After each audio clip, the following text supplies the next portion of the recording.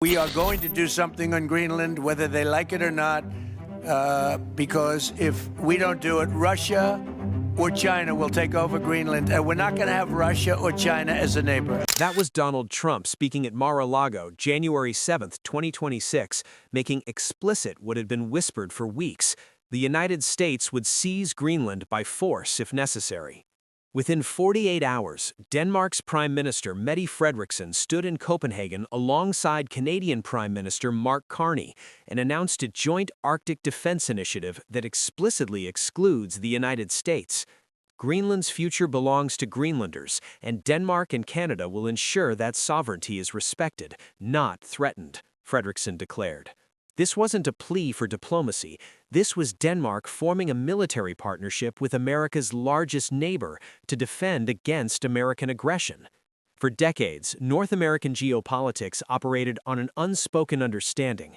The United States was the hemispheric superpower. Canada deferred to American security interests in exchange for economic access. The Arctic remained a cooperative zone where NATO allies coordinated against Russian expansion. And territorial sovereignty between democratic allies was considered sacred. Then Trump decided Canada's resources belonged to the United States. He threatened to absorb Canadian territory. He revived War Plan Red, a 1939 invasion plan detailing how American forces would conquer Canada's major cities. And suddenly, North American geopolitics wasn't operating on gentlemen's agreements anymore. Trump's escalation followed a deliberate pattern. He appointed Ken Howery as ambassador to Denmark, whose explicit mandate was securing Greenland for American control. He publicly declared on January 7th that military force was always an option for taking Greenland. He warned that China and Russia would take over Greenland if America didn't act. He claimed that absorbing Canada's $4 trillion in natural resources, its position as America's #1 oil supplier, and its Arctic territory, was necessary to counter Chinese influence. The White House made clear military options were being actively prepared. Canada didn't just refuse to support American territorial claims. Canada actively allied with Denmark, the country Trump was threatening, to build an Arctic defense system designed to keep the United States out.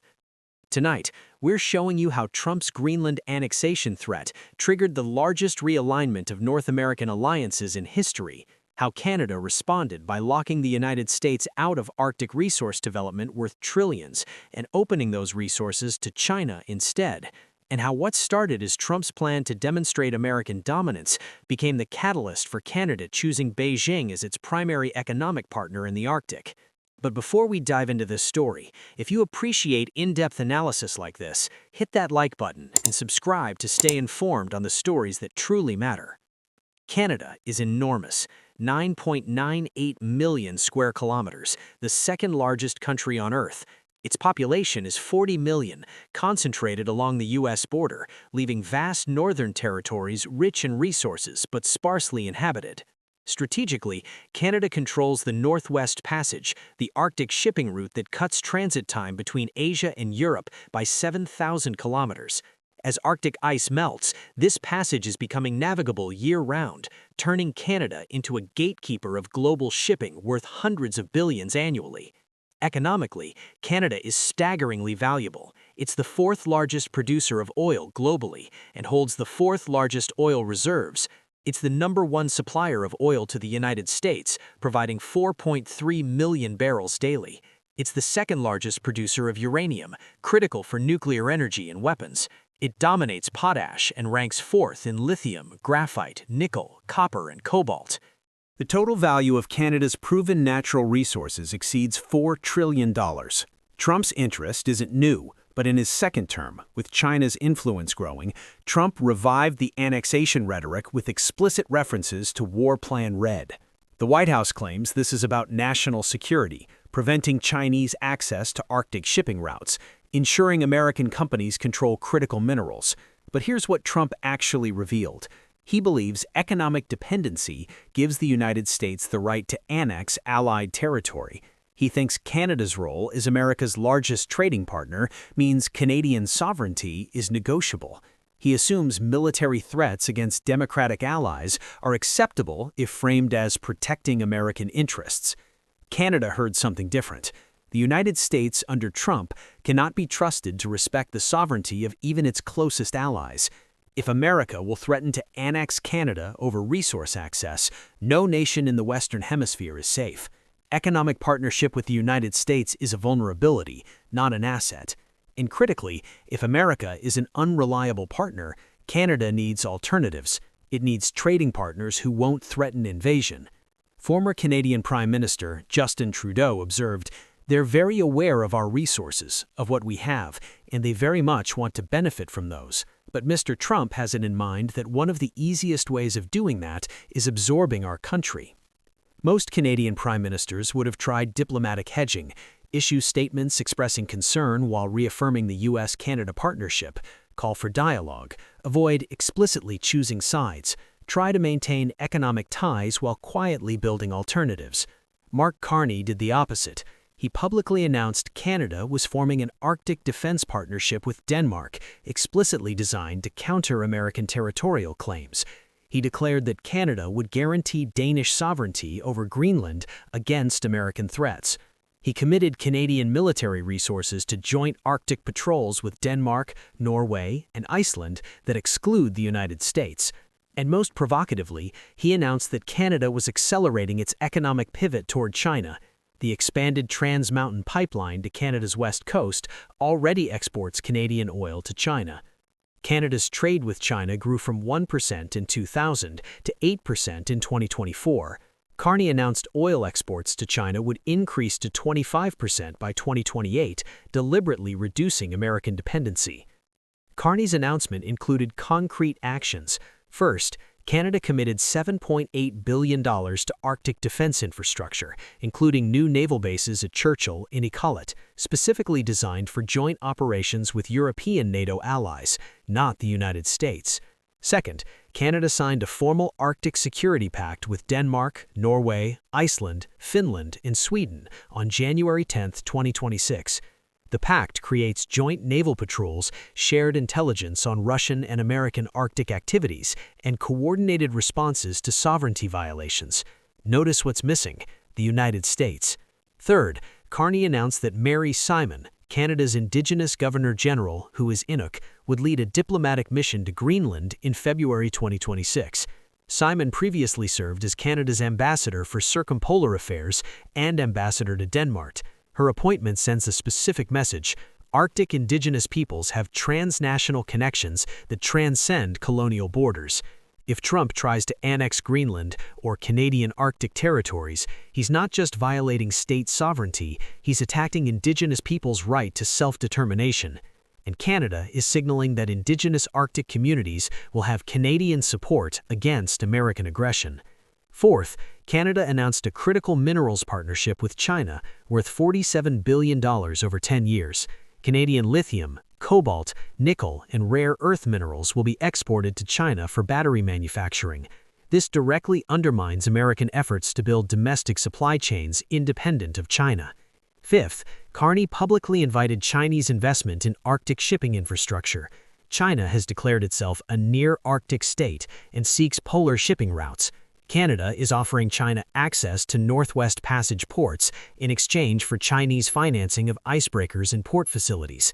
Carney's language was surgical. He said, "Canada's Arctic sovereignty is non-negotiable, and we will defend it against any nation that believes proximity or economic power grants territorial rights." Every word contradicted Trump's justification. He continued, "We will prioritize partnerships with nations that respect sovereignty over nations that threaten it, regardless of historical alliances." That phrase, regardless of historical alliances, explicitly deprioritizes the U.S.-Canada relationship. Danish Prime Minister Frederiksen recognized exactly what Carney was doing. She thanked Canada for demonstrating that sovereignty and self-determination are principles worth defending, even against pressure from powerful nations.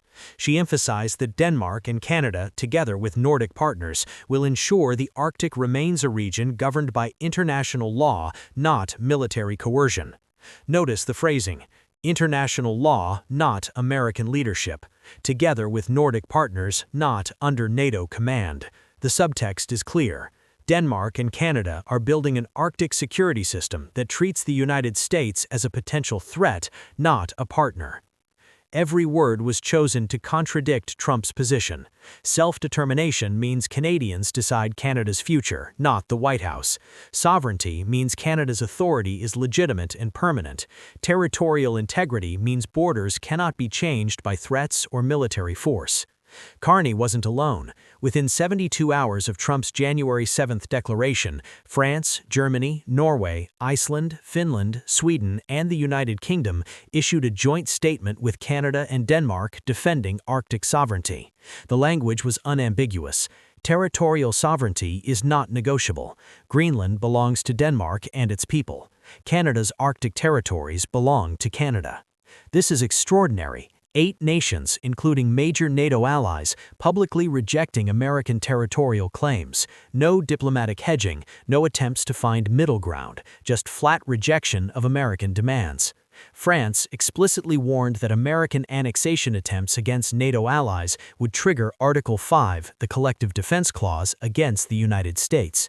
Germany suspended negotiations on a transatlantic critical minerals agreement. The United Kingdom announced it was accelerating its own Arctic military capabilities independent of American coordination. Trump assumed European allies would stay quiet or offer token objections while ultimately deferring to American power. Instead, he triggered a coordinated response that isolates the United States diplomatically and economically in the Arctic. Canada is leading that coordination. For decades, Arctic security meant American leadership with allies following. The United States had the largest icebreaker fleet, the most Arctic military bases, the dominant strategic position. Canada provided territory and cooperation. Denmark provided Greenland. NATO Arctic policy was effectively American Arctic policy with consultation. That model just collapsed. When the United States threatens to annex Allied territory, allies stop trusting American leadership. They stop sharing intelligence freely. They stop coordinating military operations. They start building partnerships that exclude the threatening power. Canada and Denmark emphasized working together with Nordic and European partners to secure the Arctic region, but they conspicuously did not mention American leadership or coordination with Washington.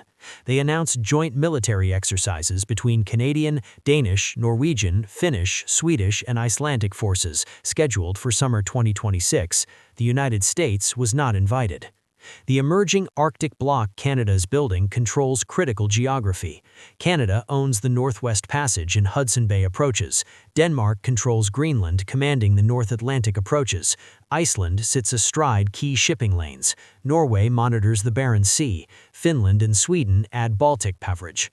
Combined, these countries control virtually all Arctic shipping choke points in the Western Arctic. If they coordinate security and economic policy without American leadership, the United States loses its dominant position, not because of military defeat, but because allies simply chose to work around American threats. China is eager to join this coordination. Beijing has invested over $90 billion in Arctic infrastructure. China sees the Arctic as a critical shipping route, reducing dependence on choke points the U.S. Navy could blockade. Canada, offering China access to the Northwest Passage, gives China exactly what it wants while undermining American Arctic strategy. Russia is also watching carefully. Moscow controls the northern sea route along Russia's Arctic coast. If Canada and Russia cooperate on Arctic shipping standards, they create a unified Arctic shipping system that bypasses American-controlled routes and reduces reliance on American naval protection. Sending Mary Simon to Greenland was a brilliant strategic positioning. Greenland's population is 90% indigenous Inuit peoples, closely related to Canada's Inuit communities. The message is that Arctic indigenous peoples have transnational connections that transcend state borders. If Trump tries to annex Greenland against the will of its indigenous population, he's attacking indigenous self-determination. And Canada is signaling that indigenous Arctic peoples will have Canadian support, including military support, against American aggression. This resonates powerfully in Greenland. Greenlanders have spent decades building autonomy from Denmark while maintaining the relationship. They're proud of their indigenous identity and protective of their self-governance. American threats to simply absorb Greenland ignore and insult that indigenous identity. By standing with Greenland, Carney signals to Canadian Arctic communities that Canada takes Indigenous sovereignty seriously, even when it means defying the United States. The Canadian Arctic has 65,000 Inuit inhabitants. If Canada abandoned Greenland, they'd wonder if they'd be similarly abandoned if the United States threatened Canadian Arctic territories. Trump wanted Greenland and leverage over Canada's resources. Instead, he got a coordinated Arctic alliance excluding the United States from security cooperation. 8 nations publicly rejecting American territorial claims. Canada accelerating its economic pivot toward China and away from dependence on the U.S. market. He got Denmark threatening that American annexation attempts would end NATO. European allies suspending negotiations on critical minerals partnerships.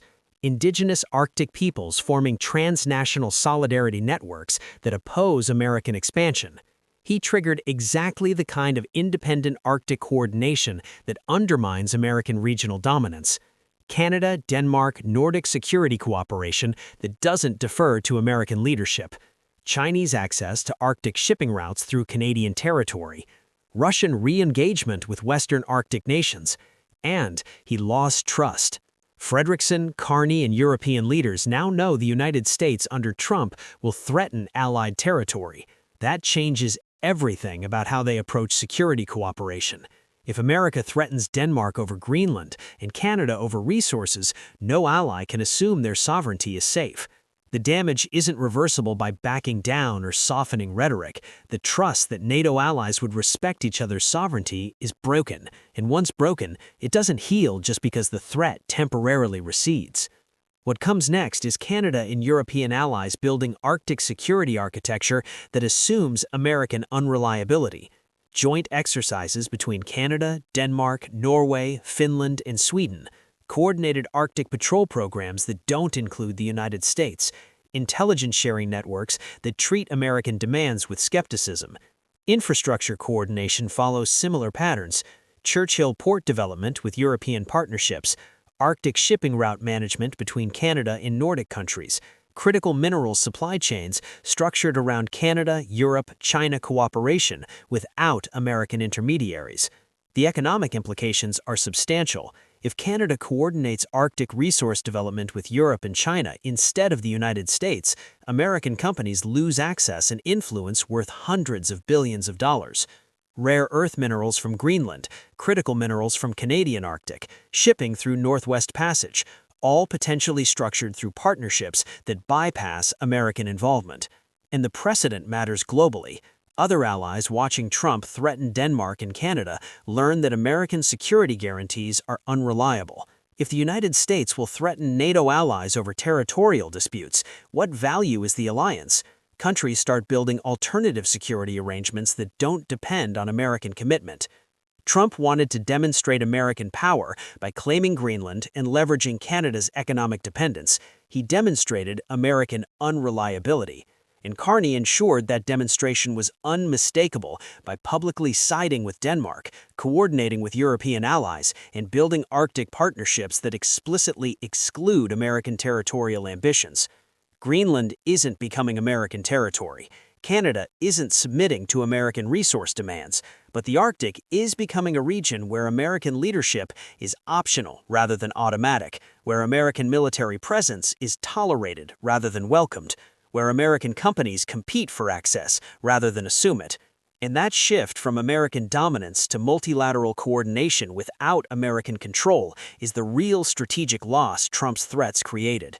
Canada chose Denmark. Europe backed that choice. China gained access to Arctic shipping and resources it couldn't have secured through direct negotiation.